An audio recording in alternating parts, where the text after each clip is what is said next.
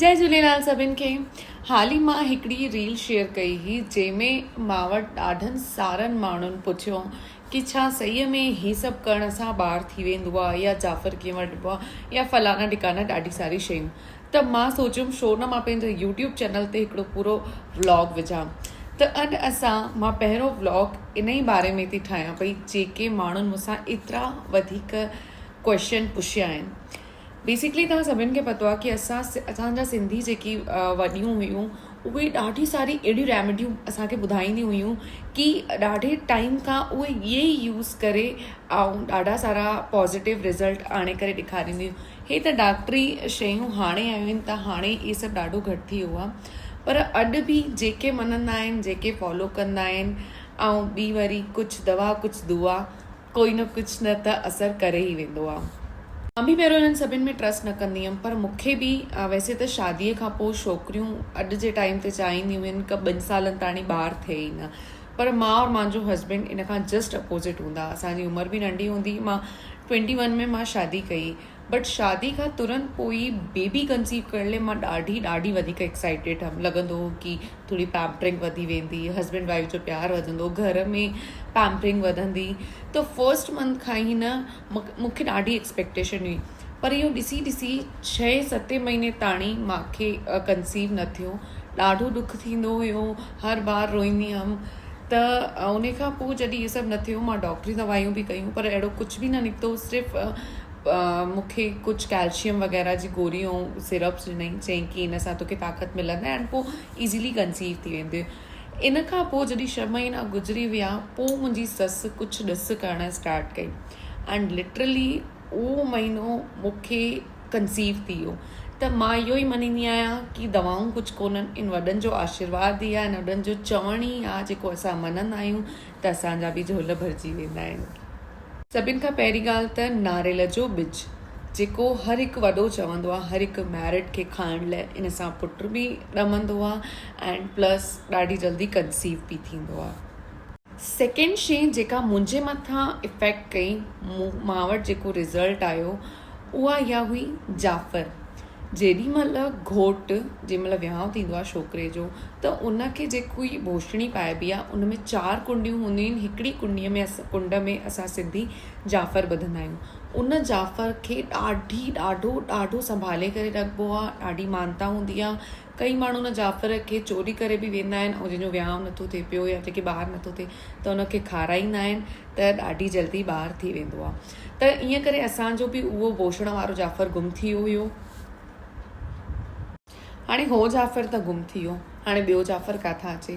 त जेॾी महिल घोट घोड़ीअ ते चढ़ंदो आहे त जाफ़र खे घिसे करे उन खीर में मिलाए करे थोरो सो उन घोट खे पीआरियो वेंदो आहे। त जेको घिसियल जाफ़र हूंदो आहे, उन घिसियल जाफ़र खे मुंहिंजी ससु ॾाढो सुठी सां संभाले रखियो हुई। बसि उन ई जाफ़र खे कुटे करे 3 पुड़ियुनि में विधो ऐं उन खां पोइ जेॾी महिल असांखे महीनो ईंदो आहे त महीने जे 3 ॾींहं खां वठी करे चाठ ते वेही करे ससु अगरि पंहिंजी नुंहुं खे जाफ़र ॾिए थी पई सुबुह जो पीअण लाइ, त इहो ॾाढो सुठो मञियो वेंदो आहे ऐं इन सां ॾाढो जल्दी कंसीव थींदो आहे। मूंखे इन सां ई कंसीव थियो, उहो ई मंथ थियो कि मूंखे कंसीव थी वियो बेबी एंड मूंखे ॾाढो ट्रस्ट थी वियो इन जे मथां।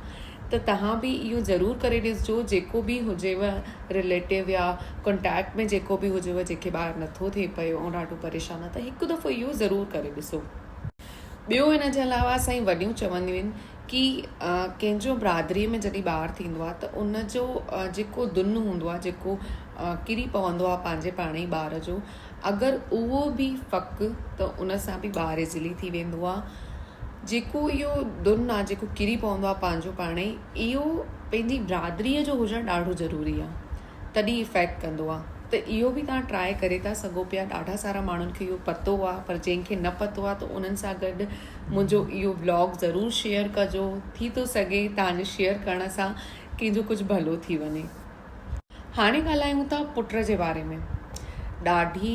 वैसे त अॼुकल्ह धीउ पुटनि में कोई बि फ़र्क़ु न रहियो आहे, पर हर के माउ जे, हर के ॾाॾी, हर के नानीअ खे लॻंदो आहे कि पहिरेंट ई पुट थी वञे त ॾाढी सुठी ॻाल्हि आहे। पोइ त धीउ पुट भॻवानु जेको बि ॾे सिर्फ़ु सुख सां ॾे। त हर मां ट्राए कंदी ई आहे। पहिरें दफ़े में त एतिरो न लॻंदो आहे, पर ॿिए दफ़े में किथे न किथे पंहिंजे मन में हिकिड़ी इच्छा हूंदी आहे कि भॻवानु हिकु पुट बि ॾेई छॾे त असांजी फैमिली कंप्लीट थी वञे। इन जे लाइ मुंहिंजी मम्मीअ मूंखे ॿुधायो हुई कि हालांकि मूंखे त पाण ई थियो, पर इहो ॾाढनि सारनि माण्हुनि सां गॾु इहो थियो आहे। कटनीअ में कमला ज्वेलर्स वारो आहे, उते तव्हांखे हिकु तिलस्मती मोती मिलंदो आहे। उन मोतीअ खे प्रेगनेंसी जे 1.25 महीने या 2.25 महीने में तव्हांखे टिकाणे वारीअ वटि वञी करे उहो मोती मखण में विझी करे उनखां वठिणो अथव ऐं फ़किणो अथव। ॾाढो सेफ हूंदो आहे। ॾाढे सारनि माण्हुनि इहो कयो आहे, पर तव्हां बि पुछी गछी करे इहो सभु कजो। ईअं न कल्ह को मूंखे ॾियो।